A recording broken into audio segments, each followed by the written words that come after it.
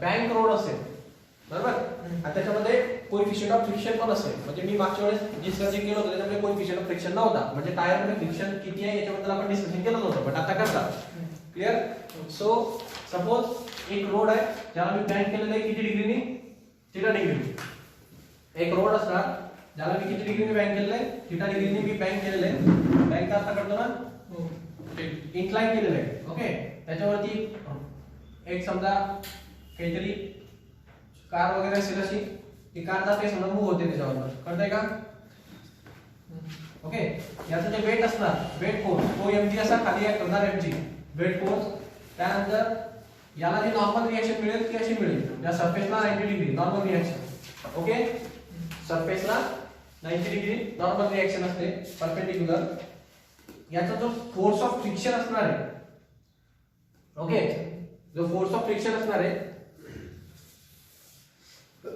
जो force of friction याला पकडून धरेल तो फोर्स याला का असा इकडच्या बाजूला ओढतो. क्लियर आहे का. आणि इकडे असा एक एफएस ओढणार, स्टॅटिक फोर्स फ्रिक्शन. ओके. त्याला मेंटेन करून ठेवतो तिकडे सेंट्रिफ्युगल फोर्स. आता हे ऍक्च्युअली असं आहे की हा ऍक्च्युअली सेंटरकडे होत असतो, सेंटरकडे जेवढा फोर्स असणार तेवढाच सेंट्रिफ्युगल असणार, म्हणून ते आउटवर्ड डायरेक्शन घेतलेले. कळलं का. दोन डायग्राम असतात, लोअर स्पीड आणि मिनिमम स्पीड. याच्या ही डायग्राम मिनिमम लोअर स्पीडची आहे आणि मॅक्सिमम स्पीडची डायग्राम असते, अप्पर स्पीडची डायग्राम असते. इन साइडचा पोर्शन.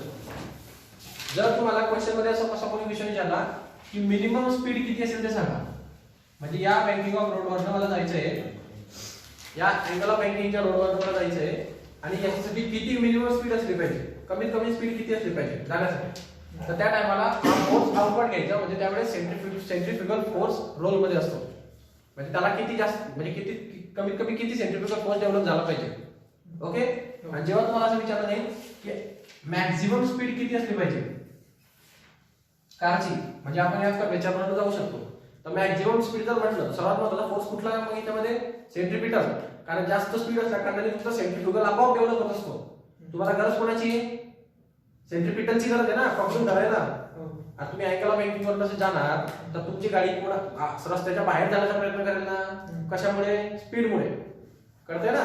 मग जास्तीत जास्त किती स्पीड असावी म्हणजे आपल्याला या रस्त्यावर व्यवस्थित जाता येईल, असा क्वेश्चन विचारतोय मी तुम्हाला. मग त्यासाठी महत्त्वाचा फोर्स कुठला, सेंट्रिपिटल. त्याने पकडून धरलं पाहिजे तुम्हाला. सेंट्रिपिटल फोर्सने जर तुम्हाला स्किप केलं तर तुम्ही डायरेक्ट रस्त्याच्या बाहेर जाणार. मग या फिगर मध्ये मॅक्सिमम साठी हा फोर्स इकडे न घेता कोणाकडे घ्यायचा, सेंट्रिपिटल कडे घ्यायचं. कळलं का. Toward the centre. डेरिव्हेशन दोन गोष्टींवर डिपेंड आहे.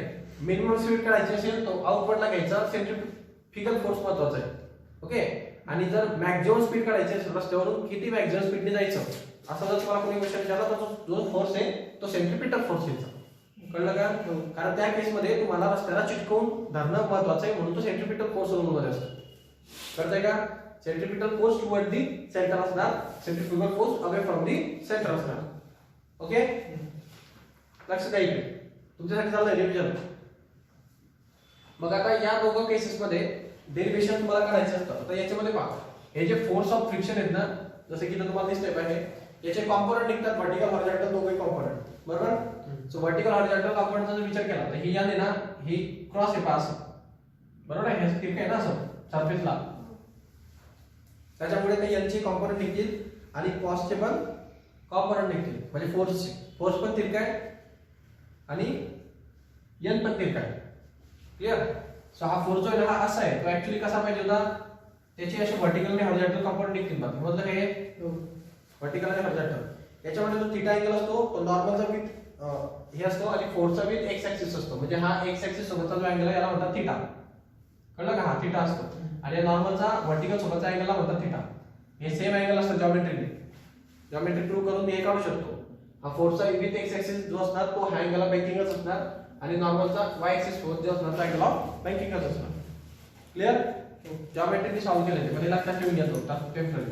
आता हे एफएस चे दोन कॉम्पोनंट निघतील, एक हॉरिझॉन्टल एक व्हर्टिकल. ओके. सो हॉरिझॉन्टल इकडे कॉस असल्यामुळे याला एफएस कॉस ऑफ थीटा म्हणायचं आणि हा व्हर्टिकल असल्यामुळे याला एफएस साइन ऑफ थीटा म्हणायचं. कळलं. हे जिकडे थीटा तिकडे कॉस असतो. तसे नॉर्मलचे पण दोन निघतील ना बघ, एक वरती आणि एक इकडे. कळलं का हे? एक वरती जाणार आता इकडे काय येणार n cos ऑफ थीटा येणार आणि इकडे काय येणार n sin ऑफ थीटा येणार. कळालं का डायग्राम? डायग्राम कळाली कवर नाही गेली? सुबा आता हे सगळे फोर्सेस अनालिसिस झालेले इथं. मी याला काय करतो वर्टिकल फोर्सेस हॉरिझॉन्टल फोर्सेसला बॅलन्स करणार आणि मग इक्वेशन तयार करणार. So vertical forces horizontal forces balance केल्यानंतर मला दोन इक्वेशन मिळतात. पहिल्या याच्यामध्ये वर्टिकल फोर्सेसला बॅलन्स करा. सो वर्टिकल फोर्सेस मध्ये बघा mg खाली येणारे फोर्सेस इक्वल टू वर जाणारे फोर्सेस असतात. कळलं का? खाली येणारे फोर्सेस इक्वल टू वर जाणारे फोर्सेस असतात. तर तुम्ही याला काय म्हणू शकता mg plus fs sin of theta, mg plus fs sin of theta is equal to वरती जाणारा फोर्स कोड आहे n cos ऑफ थीटा. कळलं का? इक्वेशन नंबर 1 याच्यामध्ये mg ची व्हॅल्यू काढा. mg काय भेटेल? mg is equal to n cos of theta minus fs sin of theta मिळणार. कळलं का हे? हां ओके याला इक्वेशन नंबर 1 म्हणून घ्या. हे वर्टिकल फोर्सेस बॅलन्स केले मी. वर्टिकल हॉरिझॉन्टल फोर्सेस जर बॅलन्स केले तर हॉरिझॉन्टल मध्ये काय आहे पहा दोन फोर्सेस आहेत हॉरिझॉन्टल मध्ये f cos ऑफ थीटा आणि n sin ऑफ थीटा दोघं वरती सेंट्रिपिटल फोर्स आहे. क्लियर? म्हणजे याचं मीनिंग सेंट्रिपिटल फोर्स एवढा असलं पाहिजे की नाही? सेंटरकडे आहे ना वरती सेंटर. मग या दोघांची प्लस इकडे आहे ना दोघांची प्लस म्हणजे काय fs cos of theta plus n sin of theta is equal to हे इकडचे फोर्सेस इकडे जाणाऱ्या फोर्सला इक्वल पाहिजे किंवा सेंट्रिपिटल एवढे पाहिजे. तुम्ही कसे घ्या त्याला सेंट्रिपिटल सेंट्रिफ्युगलची डायमेन्शन सारखी असते ते असते mv² अपॉन r. मागच्या वेळी डिस्कस केलेले आपण. ओके आठवलं का? हां मग आता याच्यामधनं हे इक्वेशन आणि हे इक्वेशन आहे पहा हे वरचं आणि हे खालचं. मग याच्यामधनं आपल्याला v पाहिजे ना तर आपण या सेकंड इक्वेशनला फर्स्ट इक्वेशनने डिवाइड करून टाकू. काय करू? सेकंड इक्वेशनला फर्स्ट इक्वेशनने डिवाइड करून टाकू. आपल्याला काय मिळेल? v मिनिमम मिळेल. आता त्याचा फॉर्म्युला तिथं डेरिव्हेशन करून काढलेला होता मी मागच्या वेळेस काढून दाखवलेलं तुम्हाला. जर तुम्हाला बोर्ड मध्ये लिहायचं असेल तर तुम्ही डायरेक्ट रट्टा मारून लिहिलं तरी चालेल कारण तेवढं एक्सप्लेनेशन द्यायची गरज नाही. समजलं का? या डेरिव्हेशन मध्ये तुम्ही काय करावं लागतं याला याने डिवाइड करावं लागतं. हे असं करावं लागतं पहा mv² upon r divided by mg. कळलं का? या इक्वेशनला या mg ने डिवाइड केलं का तसं इकडे पण होणार हे f cos of theta plus n sin of theta divided by हे याने डिवाइड होणार n cos of theta minus fs sin of theta. कळलं का? म्हणजे सेकंड इक्वेशनला फर्स्ट इक्वेशनने डिवाइड केलं तर मला काय मिळतं हा mm कॅन्सल होणार दिसतो मला इथं भेटतो पहा mm कॅन्सल होईल हा g याच्या जवळ जाईल. सो मला भेटणार v² upon rg is equal to हे ॲज इट इज राहील. ओके ओके मी काय करेल या टर्मला मी mu cos of f cos of theta ने डिवाइड करून घेतो. म्हणजे काय भेटेल पहा f n cos of theta मी जर याला n cos ऑफ थीटा ने डिवाइड केलं n cos ऑफ थीटा तर मला काय टर्म भेटते? थ्रू आउट इक्वेशनला n cos ऑफ थीटा ने डिवाइड करा वरती पण खाली पण इक्वेशनमध्ये फरक पडेल का? फरक पडेल की वरती खाली त्याच टर्मने डिवाइड केलं तर आन्सरमध्ये काहीच फरक पडत नाही. n cos ऑफ थीटा ने न्यूमरेटरला पण डिनोमिनेटरला पण डिवाइड करा. सो काय मिळेल बघा f cos of theta upon n cos of theta plus n sin of theta upon n cos of theta divide by n cos of theta divide by n cos of theta आणि minus fs sin of theta divide by n cos of theta. ही term तुम्हाला book मध्ये दिलेला नाहीये. So त्याच्यामुळे जे लिहितोय ना मी ते एक्सप्लेनेशन आहे जे बुक मध्ये नाहीये. तुम्ही डायरेक्ट शेवटची आपली लिहिली तरी चालेल पण एक्सप्लेनेशन माहिती असलं पाहिजे म्हणून सांगतो. कळलं का? मग हे काय बोललं इकडे v² upon rg is equal to हे बा cos cos कॅन्सल होईल n कॅन्सल होईल n cos कॅन्सल होईल इथं. हां आता याच्यामध्ये नीट लक्षात घ्या fs अपॉन n हा fs actually fs upon n force upon n म्हणजे फ्रिक्शन कोएफिशिएंट असतो. मागच्या वेळेस सांगितलंय बा मी फ्रिक्शन कोएफिशिएंट फोर्स काय असतो हा friction coefficient into normal reaction असते. आठवला का फॉर्म्युला? आठवला का फॉर्म्युला? कोई फ्रिक्शन कोएफिशिएंट हा फ्रिक्शन कोएफिशिएंटने नॉर्मलला मल्टिप्लाय केले की आपल्याला फ्रिक्शन फोर्स भेटतो. मग याच्यात हा फॉर्म्युला तयार झाला की हा नॉर्मल जर मी इकडे डिवाइड केला तर मला फ्रिक्शन कोएफिशिएंट भेटेल की नाही? हां मग F अपॉन N म्हणजे Fs अपॉन N म्हणजे static force upon normal reaction is equal to static coefficient of friction. नाही कळलं? मग याच्या जागी मी म्यूएस टाकू शकतो का? टाकू शकतो का? म्हणजे Fs अपॉन N म्हणजे काय असेल? Mu s coefficient of friction. मग इथं sin theta upon cos theta चा आन्सर झालं tan of theta divide bye हे कॅन्सल होईल तो 1 होणार मायनस Fs अपॉन N म्हणजे काय परत म्यूएस आणि sin theta upon cos theta tan of theta. हे कळलं का इथपर्यंत? हां असं तुम्हाला दिसतंय बघ इथं आलेलं बरोबर. तर हे आधी सिम्प्लिफाय केले. ते खालचं मी सांगतोय मिनिमम स्पीड वाला म्हणजे हे मॅक्सिमम स्पीड वाला. हे कोणाचं डेरिव्हेशन चाललंय? मॅक्सिमम किती जायचं किती स्पीडने जायचं हे कशाचं डेरिव्हेशन निघतंय? कशाचं डेरिव्हेशन आहे? मॅक्सिमम स्पीड साठी चाललंय. मिनिमम साठी काय असेल? मिनिमम साठीचा विषय असा असतो की हा जो फोर्स आहे ना हा इकडच्या बाजूला असतो. मग हे जे F cos of theta N sin of theta जे प्लस येतात ना दोघे इथं हे मायनस होऊन जातं. कळलं का? बस एवढाच फरक आहे. आणि हे जे मायनस आहे इथं प्लस आहे. अल्टर होतं दुसरं काही नाही होत. म्हणजे हा फोर्स बाहेरच्या बाजूला गेला म्हणून आपण हे मॅक्सिममची स्पीड काढतो. ज्याने तुम्हाला मॅक्सिमम सांगितलं जातं म्हणून मॅक्सिमम सांगतो. ओके. मग आता हे v पाहिजे की मला Vmax पाहिजे. Vmax म्हणजे काय? या रस्त्यावरून जाण्यासाठी मॅक्सिमम स्पीड किती असणार? म्हणजे मॅक्सिमम मी त्या रोडवरून जाण्यासाठी किती स्पीड घेऊ शकतो? त्याच्यापेक्षा जास्त घेतली तर मला प्रॉब्लेम होतो. रस्त्याच्या बाहेर जाईल अशी स्पीड काढायची मला. मग Vmax काढायची तर हा RG इकडे मल्टिप्लाय करा. कळतंय का? सो Vmax चा square is equal to RG in bracket mu s plus tan of theta upon 1 minus mu s tan of theta. कळलं का? आता हे मला स्क्वेअर नको म्हणून मी याचं काय घेईन स्क्वेअर. कळलं का? हे स्क्वेअर टर्म बसेल. मग हे टर्म तुम्हाला दिसते बघा बुक मध्ये इक्वेशन नंबर 1.4 बघा. याची टर्म आली कसेल 1.4 आणि 1.3 ची आहे ना ते मिनिममची केस आहे. त्याच्यामध्ये काय होईल फक्त हे इकडे होईल हा याच्यात मायनस होईल आणि हे खाली प्लस होईल. कळलं का? फॉर्म्युला खूप सोपा आहे पहा. फॉर्म्युला डिफरन्स खूप सोपा आहे. मिनिममच्या केसमध्ये फक्त हा फोर्स इकडे नसून हा फोर्स असा नाही येत. हा फोर्स कसा येतो? हे असं राहतो. हे नॉर्मल रिएक्शन इकडेच राहील N sin ऑफ थीटा अशी इकडे. पण हा फोर्स इकडच्या बाजूला असतो Fs आउटवर्ड डायरेक्शनला. त्याच्यामुळे याचं व्हर्टिकल कंपोनंट आणि हॉरिझॉन्टल कंपोनंट असं येतं. हा इकडे थीटा येतो तर इकडे Fs इकडे cos ऑफ थीटा येणार आणि वरती Fs sin ऑफ थीटा येतो. कळलं का? म्हणून ते चेंज झाले. कळलं का? आणि काय चेंज होतं याच्यामध्ये? खूप बेसिक चेंज आहे पहा. स्क्वेअर रूट ऑफ याच्यावर हा समजतं. हे कळलं की हे करतं. हे RG हा म्यूएस इकडे आहे ना हा tan ऑफ इकडे. घेताना त्या थीटा इकडे घ्या म्यूएस इकडे घ्या म्हणजे प्लसचं मायनस होईल. दुसरं काही नाही करायचं.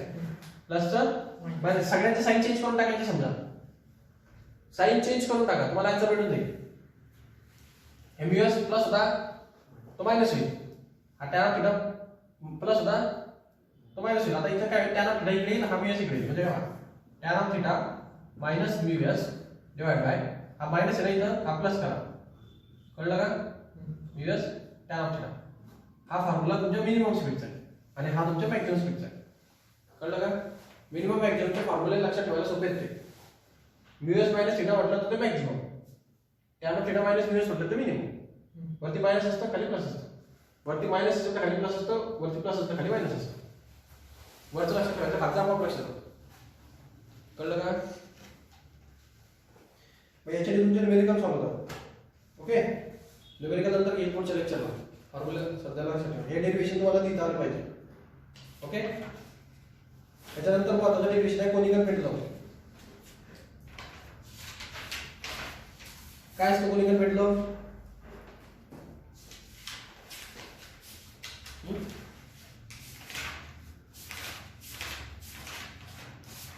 काय असतं कोनिकल पेंडुलम?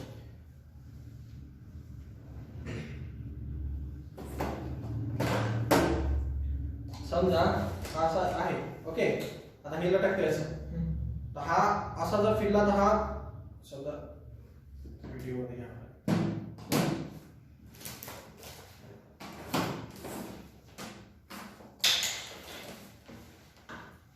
ओके. हा पेंडुलम आहे तुमचा.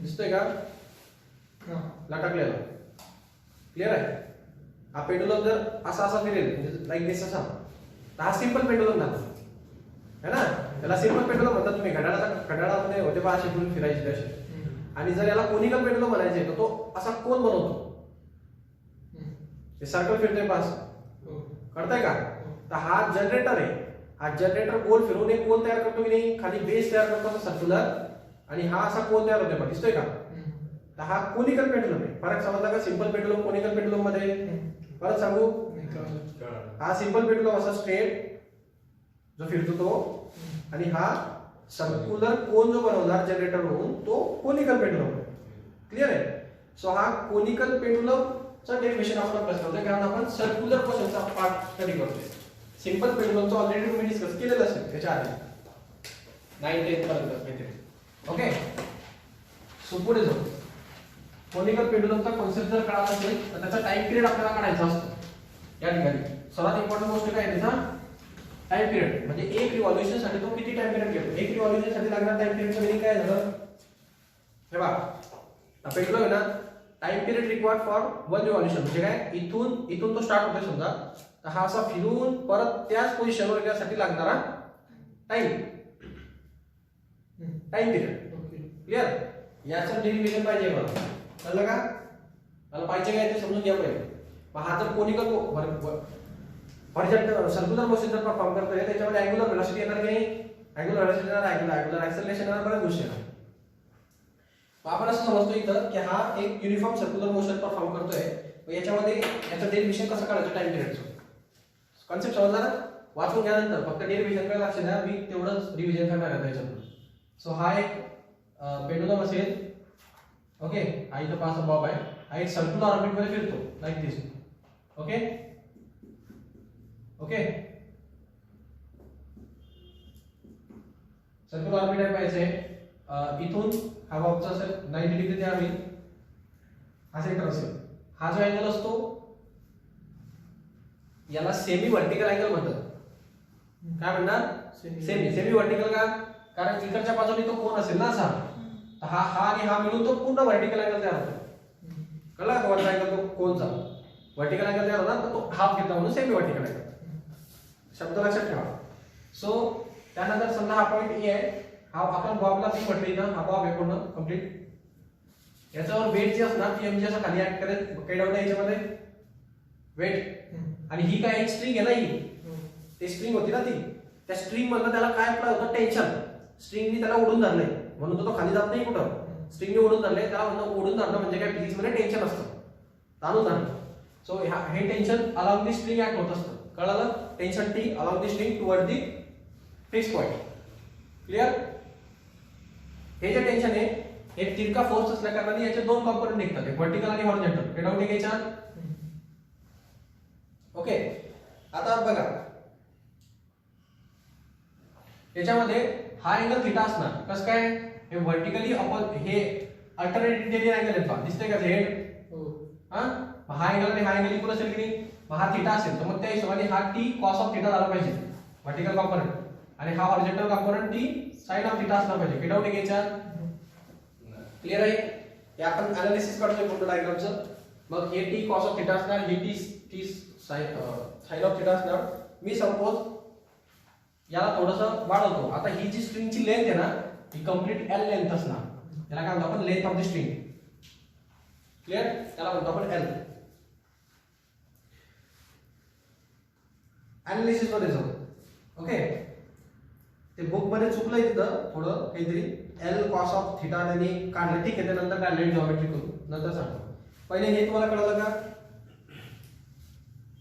मग vertical forces horizontal forces balance करायचे तुम्हाला सांगा हा फोर्स याला सेंटरकडे ओढतोय की नाही टी साइन ऑफ थीटा मग हा फोर्स कोणा एवढा असेल सेंट्रिपिटल फोर्स एवढा म्हणजे एकटा फोर्स येतो की जो सेंटरकडे ओढतो मग मी म्हणणार व्हर्टिकल हॉरिझॉन्टल फोर्सेसला बॅलन्स केल्यानंतर T sine of theta is equal to mv square upon r आलं पाहिजे काय डाऊट याच्यात आणि वरचे फोर्सेस इज इक्वल टू खालचे फोर्सेस वरती कोण चाललंय टी कॉस ऑफ थीटा खाली कोण चाललंय mg so T cos of theta is equal to T cos of theta is equal to mg काय डाऊट घ्यायचा हे पहिले इक्वेशन आणि दुसरं इक्वेशन ओके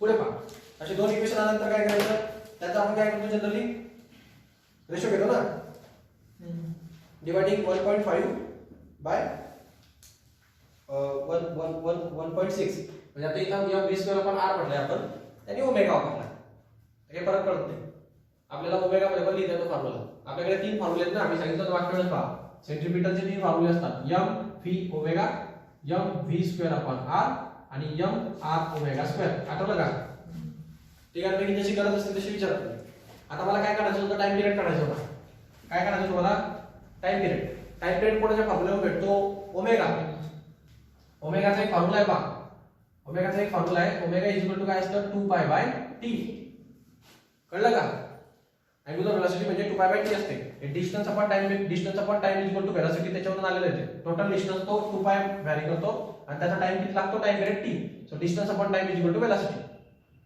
नाही कळलं त्याच्यामध्ये तर टाइम पिरियड पाहिजे टाइम पिरियड काय भेटणार 2 पाय बाय ओमेगा भेटेल ना ओमेगा इकडे कळलं का आता टाइम पिरियड जर काढायचे तर हे 2 पाय तर कॉन्स्टंट आहे मग कोण काढावं लागेल ओमेगा काढावं लागेल आता ओमेगा कुठून भेटणार जर याच्यामध्ये मी सेंट्रिपिटल फोर्सचा फॉर्म्युला v मध्ये टाकला तर ओमेगा भेटेल का नाही मग फॉर्म्युला घेताना कशात घ्या ओमेगा मध्ये सेंट्रिपिटल फोर्सचा फॉर्म्युला घेताना ओमेगा मध्ये घ्या पहिले ओमेगा काढा ओमेगाची व्हॅल्यू घेऊन मग टाइम पिरियड काढा कळलं काय हे म्हणून मी या ठिकाणी काय करतो हा m v square upon r टाकण्याच्या ऐवजी काय टाकतो इथं formula m r omega square टाकतो त्याचं कारण असं आहे की मला ओमेगा पाहिजे का पाहिजे ओमेगा मला टाइम पिरियड पाहिजे ओके पुढे पहा मग या दोघांचं डिव्हिजन करून टाका साइन थीटा आपण cos थीटा सो या फर्स्ट इक्वेशनला सेकंड इक्वेशन जर डिवाइड केलं तर काय मिळेल हा मास कॅन्सल होईल हा टाइम टेन्शन कॅन्सल होईल इथं भेटणार तुम्हाला sin of theta upon cos of theta is equal to इथं काय भेटणार r omega square divide by g इथं भेटेल का मला कोण पाहिजे मग हे g आणि r शिफ्ट करा सो काय भेटेल sin theta upon cos theta याचा आन्सर भेटणार tan ऑफ थीटा हा g इकडे मल्टिप्लाइड होईल आणि r इकडे डिवाइड होईल कळलं का ओके मला ओमेगा पाहिजे मी taking square root of both side करून घेईन सो ओमेगा की डाऊट याच्यात ओके ओके नाही कळालं नाही कळालं का सोपं आहे ना हे यांचा रेशो घेतला T cancel sin theta upon cos theta sin theta upon cos theta mm cancel r square omega upon g हे इथं आलं बरोबर मग हे ओमेगा स्क्वेअर पाहिजे मला मग मी हा g इकडे शिफ्ट करेल हा sin r इकडे डिवाइड मध्ये sin theta upon cos theta tan theta होतो हा g इकडे मल्टिप्लाइड झाला आणि हा r इकडे डिवाइड मध्ये झाला आणि मला ओमेगा स्क्वेअर होता मी हा स्क्वेअर काढण्याचा म्हणजे स्क्वेअर रूट घेतलं नाही कळलं एकदा ओमेगा भेटला की आपल्याला टाइम पिरियड काढता येतो टाइम पिरियड म्हणजे काय असतं 2 पाय बाय ओमेगा मग ओमेगाची व्हॅल्यू घ्यायची त्याच्यात टाकायची बरोबर ना मग काय भेटेल मग time period is equal to हा 2 पाय न्यूमरेटर मध्ये मला इकडे मला पण ओमेगा लिहायचं मला पण ओमेगाचा अर्थ काय असतो रेसिप्रोकल होऊन जातो ओमेगा डिवाइड मध्ये की नाही मग ह्या ओमेगाचा रेसिप्रोकल होईल ना रेसिप्रोकल होऊन नाही कळलं असं येईल ना ते 2 pi upon square root of g tan of theta upon r असं येईल की नाही मग हा r पुढे जाईल वर आणि g टर्म राहील खाली रेसिप्रोकल होऊन द्यायचं डायरेक्ट मग टाइम पिरियड इक्वल टू काय भेटणार 2 पाय इनटू आता इनटू होईल ना त्या खालचं रेसिप्रोकल होऊन ते भेटणार square root of r upon g tan of theta कळलं का हे हा फॉर्म्युला पण बघा तुमच्यासाठी ओके इम्पॉर्टंट फॉर्म्युला आता काय असतं नॉर्मली आपल्याला हे जे रेडियस आहे ना याची व्हॅल्यू जनरली माहित नसते कारण ती इमॅजिनरी ते मेन सर्कल बनवते ना आपल्याला जनरली कशाची व्हॅल्यू माहिती असते हे स्ट्रिंगची कन्फर्म असते आपल्याला कारण ते आपण मोजून घेतलेली असते ऑलरेडी किती स्ट्रिंग ठेवायची आहे कन्फर्म म्हणजे आपल्याकडे याची व्हॅल्यू कन्फर्म आहे r ची व्हॅल्यू नाही आणि हाईट आपल्याला जनरली समजते मग आपण कुठला आपल्याला अँगल जनरली माहिती असतो त्या सेमी व्हर्टिकल अँगल किती होणार आहे सो मी ह्या लेंथचा म्हणजे ही लेंथ आहे की नाही ही लेंथ आहे की नाही ही l स्ट्रिंगची लेंथ आहे ही l हा थीटा माहिती आहे मला कोण काढायचे रेडियस कोण काढायचे रेडियस काढायची मी ट्रिग्नोमेट्री वापरू शकतो का हायपोटेन्यूज माहिती आहे ऑपोजिट साइड काढायची आहे कुठलं फंक्शन वापरू हायपोटेन्यूज माहिती आहे ऑपोजिट साइड काढायची आहे थीटा माहिती आहे कुठलं फंक्शन वापरू cos आता 9वी पण शिकवायची का? काय म्हणाले सर? अरे मला लेंथ जनरली माहिती असते. आपण फिजिक्स मध्ये कुठपर्यंत सॉल्व्ह करतो? फिजिक्स मध्ये आपण तिथपर्यंत सॉल्व्ह करतो ज्याच्या व्हॅल्यू आपल्याला चांगल्या प्रकारे काढता येतात. कळलं का? आता हा ऑलरेडी फॉर्म्युला आहे, ते प्रश्न नाहीये, पण याच्यामध्ये तुम्हाला रेडियसची व्हॅल्यू दिलेली नसते. देत नाही, कसं काय काढणार? ते असं आहे ना, ते असं फिरणारं सर्कल आहे, असं पहा. आता ही रेडियस तुम्ही कसं काय मेजर करणार आहे? इमॅजिनरी ती तुम्हाला कन्फर्म काय माहिती असणार? ही लेंथ माहिती असते ना, कन्फर्म मेजर करता येतं ना, सर्व ठिकाणी बदलते का ती? मग आन्सर कशात असलं पाहिजे? लेंथ मध्ये, कारण की आपल्याला माहिती आहे ही रेडियस प्रत्येक वेळी चेंज होते. पहा, मी मोठा सर्कल मारला तर मोठी होणार, छोटा मारला छोटी होणार, पण लेंथ बदलते का? मग आपण आन्सर कशात आणून देतो? लेंथ मध्ये, ती बदलणार नाही. मग काही करून या रेडियसला कशात कन्वर्ट करायचं? लेंथ मध्ये.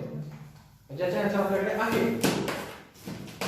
कसं कन्वर्ट करणार? किती सोपं आहे ते. हा 90 डिग्री आहे, हे रेडियस आहे, ही एल आहे, हा थीटा आहे. हे त्या हिशोबाने 90 डिग्रीचा समोरचा हा हायपोटेन्यूज झाला, ही त्या थीटाच्या समोरची ऑपोजिट साइड झाली. ऑपोजिट साइड काढायची आहे, हायपोटेन्यूज दिलेला आहे, थीटा दिलेला आहे, कोणतं फंक्शन ऑफ टू? साइन.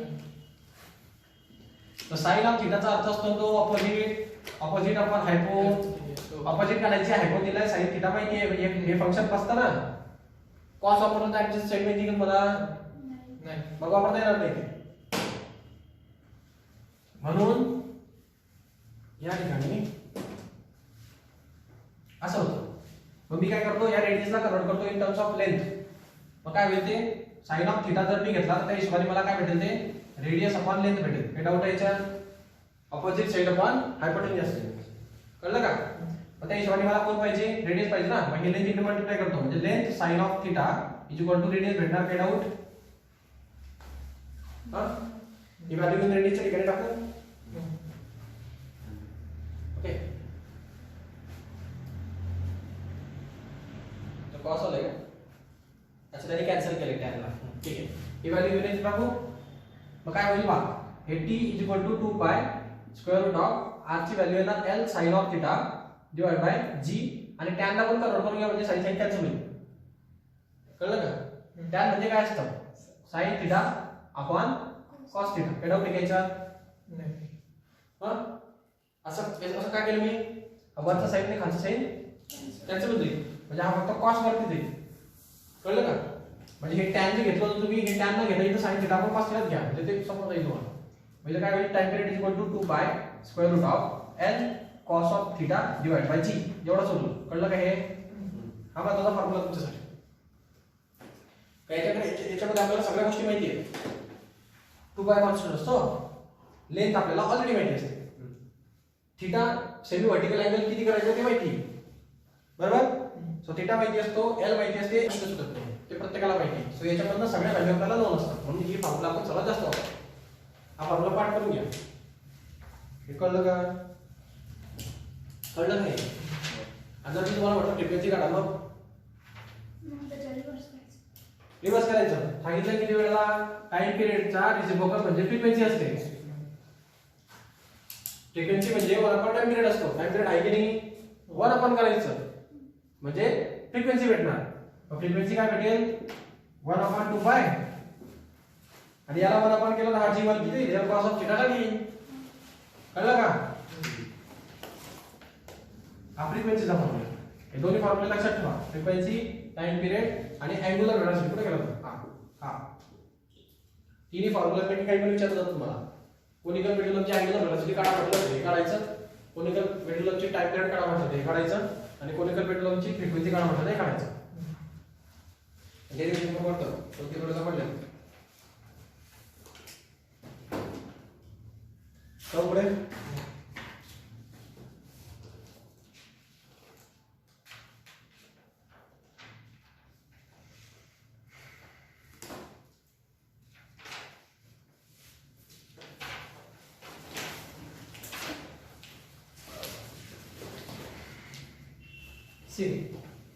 पुढचा पॉइंट आहे मास टाईड टू द स्ट्रिंग. एका स्ट्रिंगला जर मास असेल तर काय करायचं? याच्यामध्ये जो सर्वात जास्त फेमस क्वेश्चन आहे ना तो टेन्शन बिटवीन 2 पॉइंट्स हा क्वेश्चन तुम्हाला खास करून विचारला जातो ए आणि बी च्या पोझिशन मधला डिफरन्स काढा. डेरिव्हेशन साठी 2-3 वेळेस विचारला गेला. तर यापुढे आपल्याला टॅकल करू.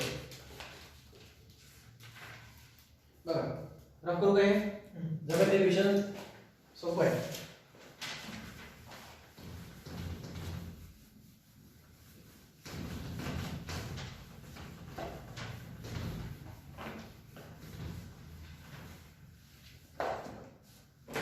हे बघा पुढचा टॉपिक आहे इम्पॉर्टंट टॉपिक आहे. याच्यावर क्वेश्चन विचारला गेला 3-4 वेळा.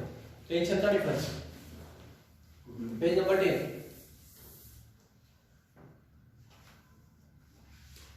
Top most point lower most point. Top most point A आहे, मिडल पॉइंट सी आहे, बॉटम पॉइंट बी आहे. Okay page number 10.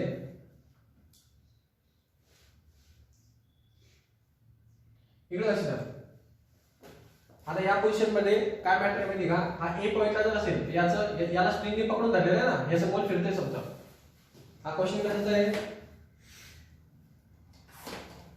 हा क्वेश्चन असा आहे याचं गोल गोल फिरेल ना. समजा आपण जर याला असं पकडलं तर एक असा गोल गोल फिरता आहे असं है ना. हे वरचा समजा तुमचा हा पॉइंट आहे.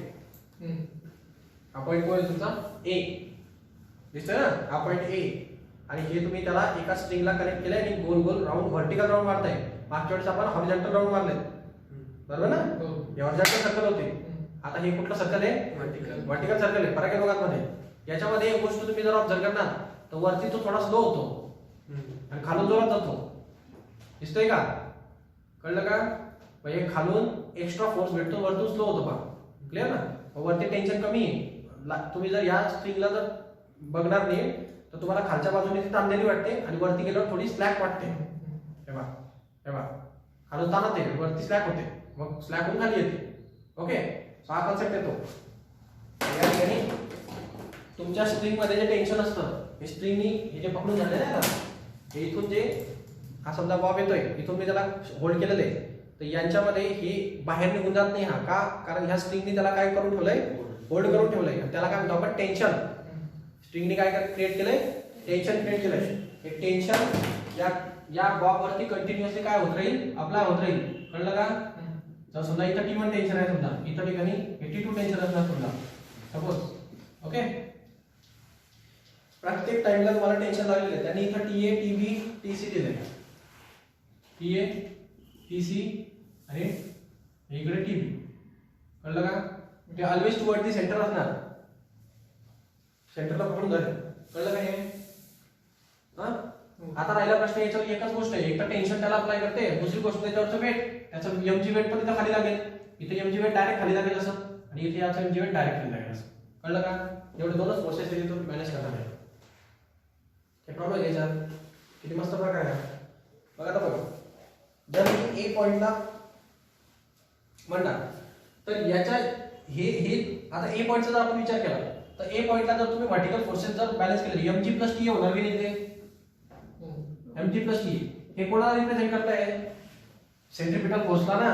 कोणाकडे ओढतो त्याला, सेंट्रिपिटल फोर्सचा. काय सेंट्रिपिटल फोर्सचा फॉर्म्युला mv²/r. तुम्ही कुठलाही घ्या चालतं ते. नॉर्मली mv²/r घेतात म्हणून तो घेतला. या ठिकाणी वेलोसिटी कोणाची, a ची. लिनियर वेलोसिटी प्रत्येक पॉइंटला वेगवेगळी असते. त्याचं कारण आहे की इथून तो फास्ट जातो म्हणजे इथं वेलोसिटी जास्त आहे, इथं या ठिकाणी तो त्यात जरा स्लॅक होतो म्हणजे इथं वेलोसिटी कमी आहे. कळतंय का.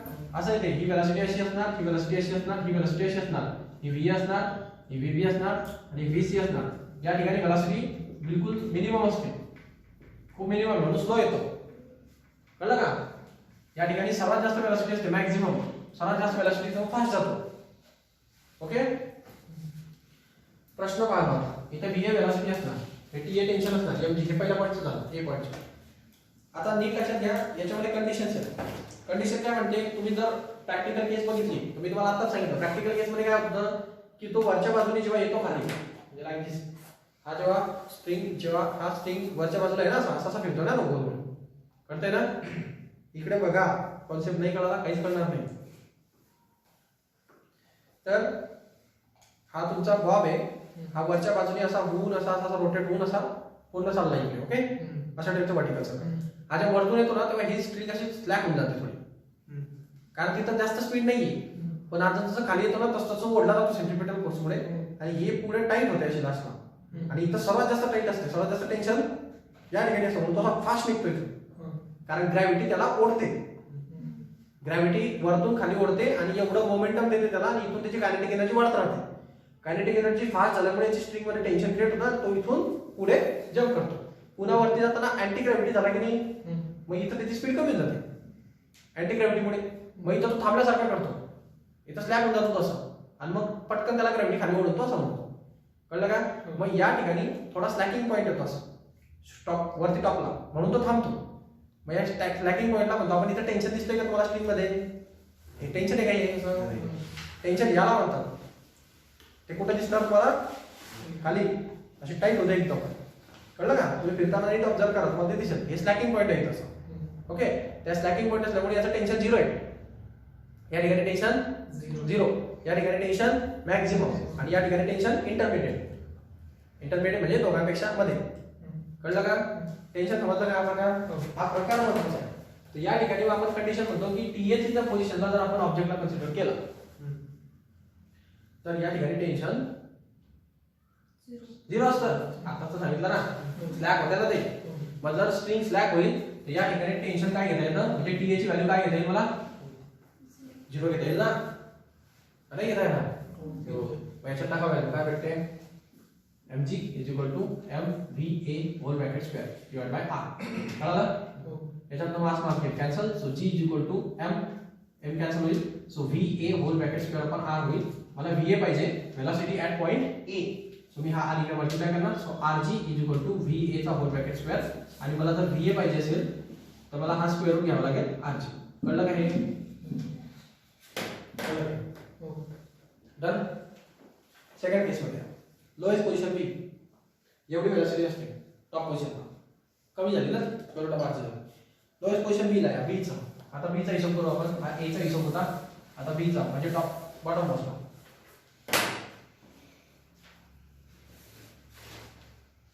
टॉप जरा पाणी देतो मला.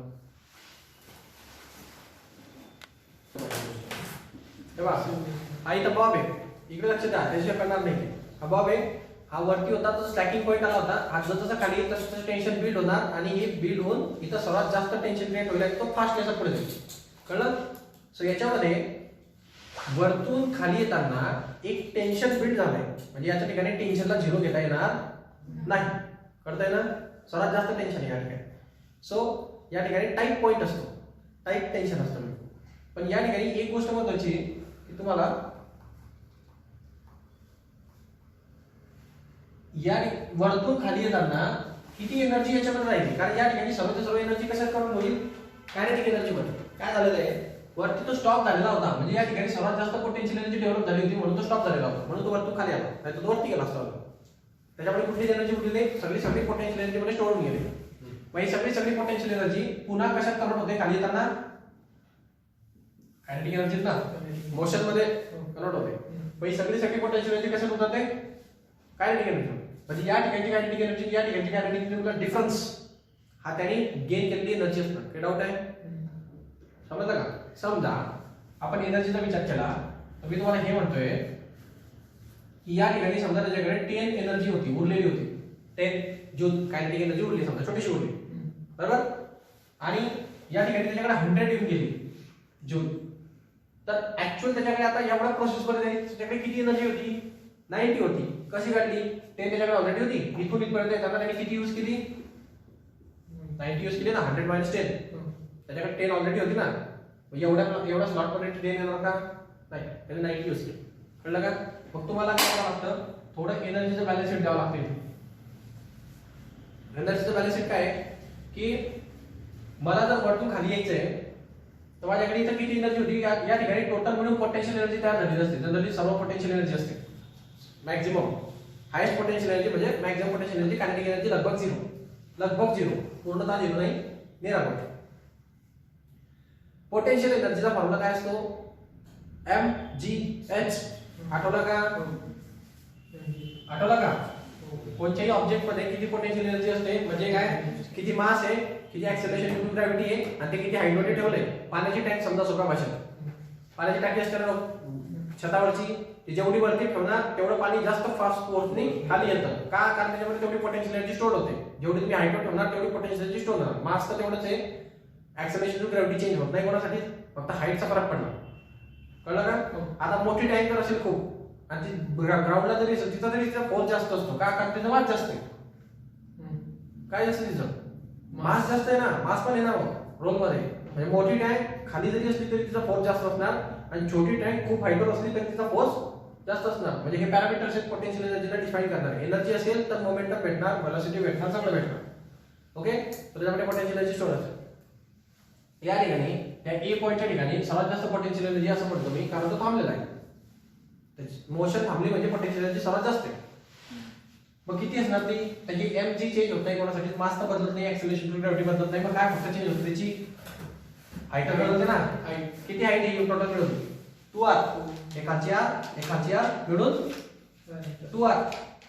2r हाईटवर गेला तो नाही गेला, मग त्याची पोटेन्शियल एनर्जी किती आहे, mg 2r नाही हा. मग त्याची पोटेन्शियल एनर्जी असणार ती त्या ठिकाणी ती असणार mg2r. कळलं काय? आणि ही जी पोटेन्शियल एनर्जी आहे हीच कन्वर्ट होणार आहे या ठिकाणी सर्व कन्वर्ट होईल ते त्यांना. आणि या ठिकाणी किती कन्वर्ट होईल ते, हे पोटेन्शियल एनर्जी किती असेल, तर याच्या ठिकाणी जेवढी त्याची कायनेटिक एनर्जी होती आणि या ठिकाणी जेवढी त्याची कायनेटिक एनर्जी आहे यांच्यातला डिफरन्स तेवढी एनर्जी असेल. नाही कळलं का? नाही समजलं? याच्या ठिकाणची कायनेटिक एनर्जी आणि याच्या ठिकाणची कायनेटिक एनर्जी म्हणजे डिफरन्स म्हणजे एवढा स्लॉट असेल ना तो, मग तेवढी एनर्जी ह्या स्लॉट मध्ये एनर्जी आली कुठून त्याच्याकडे जेवढी होती तेवढीच तो वापरेल. Energy cannot be created cannot be destroyed, त्याच्यावरून आले ते तयार नाही होत त्याच्याने, तो फक्त जे आहे ते वापरतो.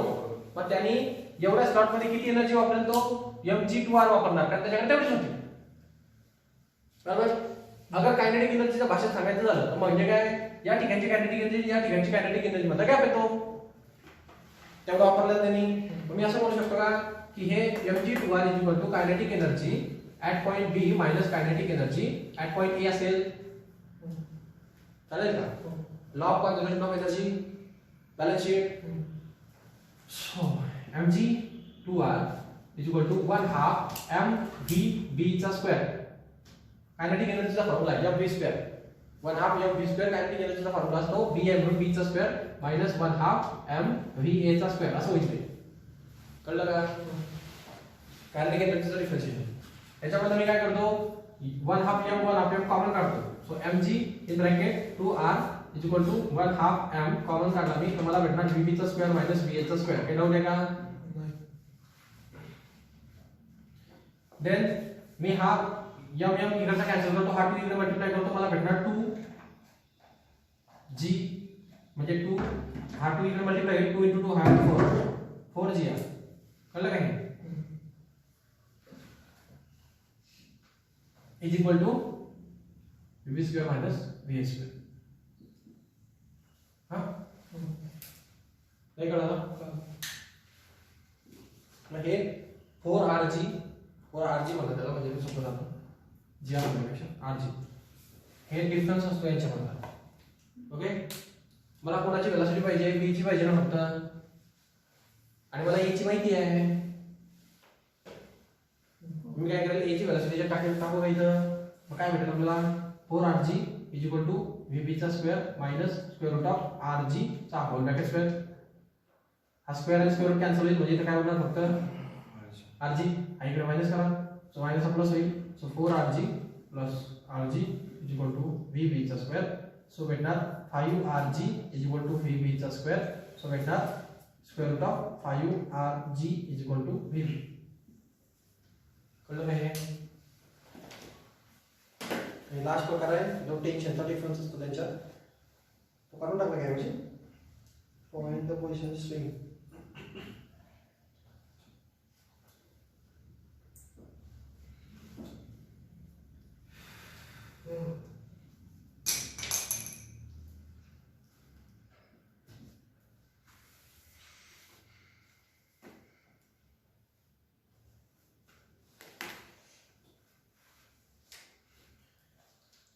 आता ह्या इक्वेशन्स वरनं मी थोडं बनवलंय पुढे, म्हणजे याला एक्सपांड केलंय थोडंसं सबट्रॅक्टिंग वगैरे करून. कुठल्या कुठल्या इक्वेशनला 1.9 and 1.11.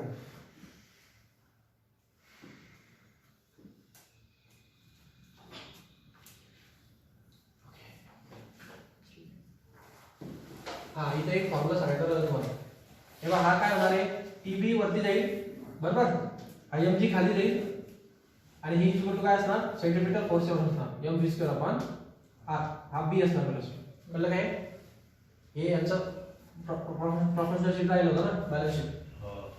ओके, आता मी ना तुम्हाला थोडंसं टेन्शन मधला डिफरन्स काढून दाखवतो. हा 2-3 वर्षी पडलेला आहे प्रश्न, त्यामुळे शक्यता नाकारता येत नाही. इथं दिलेलं नाहीये पण काय डायरेक्ट दिला फॉर्म्युला, मग डेरिव्हेशन नसेल का केलं घेऊ का ना, पाठ करून घे. दिलं नाही ना, कशाला पडेल, ठीक आहे. मागच्या वर्षी होतं. महत्वाचं आहे पण न्यूमेरिकलसाठी, मग सर्वात महत्वाचं न्यूमेरिकलसाठी द्यायचं.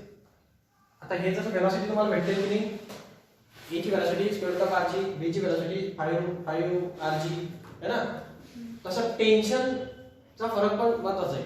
म्हणजे जर का मला टेन्शन मधला डिफरन्स सांगितला तर टी बी मायनस टी जर कोणी विचारलं, म्हणजे मी तुम्हाला म्हटलं होतं ना, या खालच्या पॉईंटला सर्वात जास्त टेन्शन आहे, मॅक्सिमम टेन्शन, आणि या ठिकाणी मिनिमम टेन्शन, यांच्यातला डिफरन्स किती असं जर प्रश्न विचारला मी तुम्हाला, कळलं का, काय डिफरन्स किती. समजा इथे डेरिव्हेशन आलं तर काय करणार तुम्ही, हे इक्वेशन मधनं हे इक्वेशन मायनस करायचं, हे इक्वेशन मधनं हे इक्वेशन मायनस करायचं, तुम्हाला यांचा डिफरन्स भेटेल. बघा इथं टीबी आहे, इथं टी आहे, कळलं का. या टीबी मायनस टी तयार करायचं तुम्हाला डेरिव्हेशन भेटेल, आणि त्याचा आन्सर किती येतं 6mg. कळलं का, लास्टला एवढा आन्सर. तर ह्या टॉपमोस्ट पॉईंट आणि बॉटममोस्ट पॉईंटच्या मध्ये टेम्परेचरचा टेन्शनचा डिफरन्स किती आहे, 6mg. लक्षात ठेवायचं, कळलं का. जर का तुम्हाला विचारलं सी पॉईंट आणि ए पॉईंटच्या मध्ये टेन्शनचा डिफरन्स किती, म्हणजे टीसी मायनस टी तर याचा 3mg येतो, कळलं का. तसं याचं पण इथला समजा डी पॉईंट असेल, याच्यातला 3mg, याच्यातला 3mg, याच्यातला 3mg, असं मिळून 6mg. ओके, खूप लक्षात ठेवायला सोपं आहे फॉर्म्युला बघून. न्यूमेरिकल पडला त्याच्यावरच पडतो, डेरिव्हेशन पण पडलं बऱ्याच वेळेला, पण आता फक्त शॉर्ट मध्ये सांगून देतो, याच्यात हे मायनस करायचं, तुम्हाला ही टर्म भेटून जाईल, करून पाहा. Okay, topic 1 circular motion finish, rotational dynamic बाकी.